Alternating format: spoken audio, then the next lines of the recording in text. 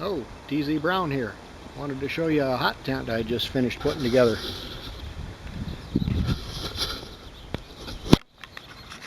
This was inspired by Smokehouse, Dogger, Camp Casey, and a whole bunch of other folks that have either built them or have something similar. Dogger had one at the Huron Hang a couple weeks ago and found out that these little things heat up really nice.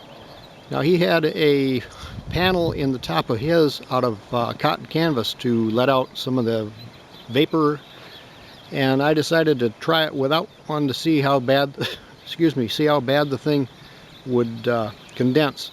I'm sure it's going to condense real bad inside, but with a wood stove inside it shouldn't take but about 5-10 minutes, and I can blow all of that off really well.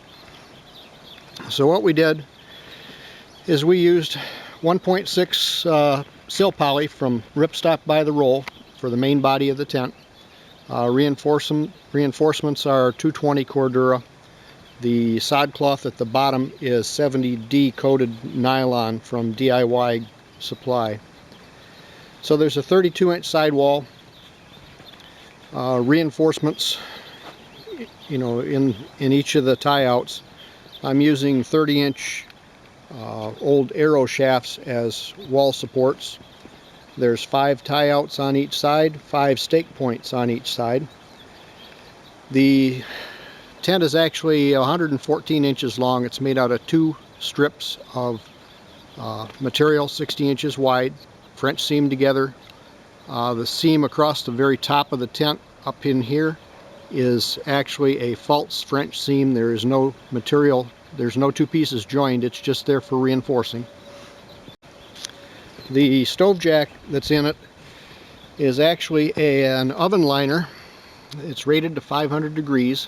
It's not a real stove jack, so we don't know how this is going to work out, but we're going to give it a whirl. If it needs something better, we'll change it.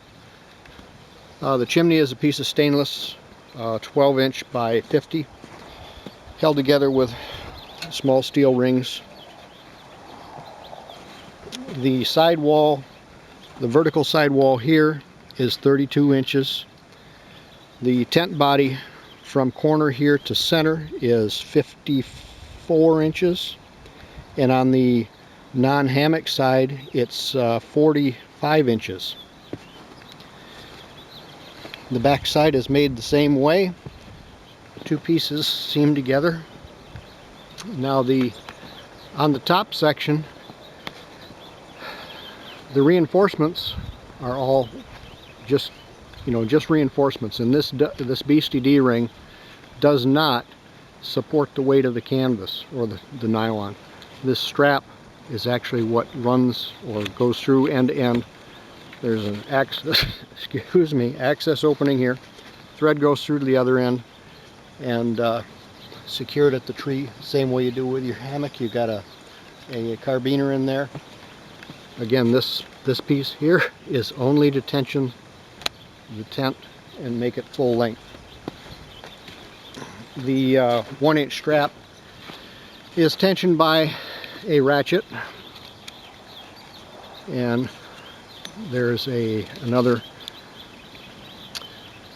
carabiner strap around the tree, and then you've got a quick adjustment where you can quickly adjust this end of the material and then tension the whole line.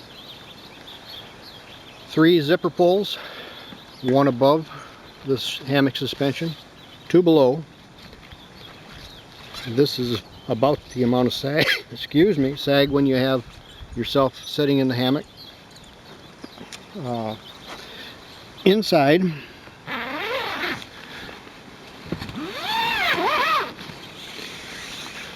every place there was a tie out put on the outside, there's also a tie out on the inside. So we have tie outs for higher wind, or for possibly putting a clothesline across the inside. Tie outs again on the sides to keep it from blowing in. Again, the 10-inch sod cloth with reinforcements at every stake point.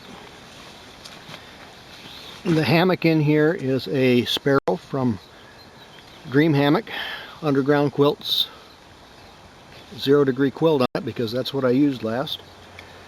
The hammock just fits. The continuous loops on the end of the hammock are actually outside of the ends of the loops are outside of the tent. So, you know, if you don't, this is actually a little bit of a long pitch between these trees right here, but should work well.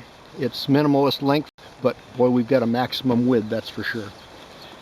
And it was up to about 83 degrees in here earlier. I've had the doors open, the wind's blowing, and we're ventilating a little bit. It's down to 77 now, and it's about 33 outside today. So I thought you might enjoy that. Anyone that wants to make one of these, there's just a whole lot of long seams. It's doable by anybody that can run a sewing machine.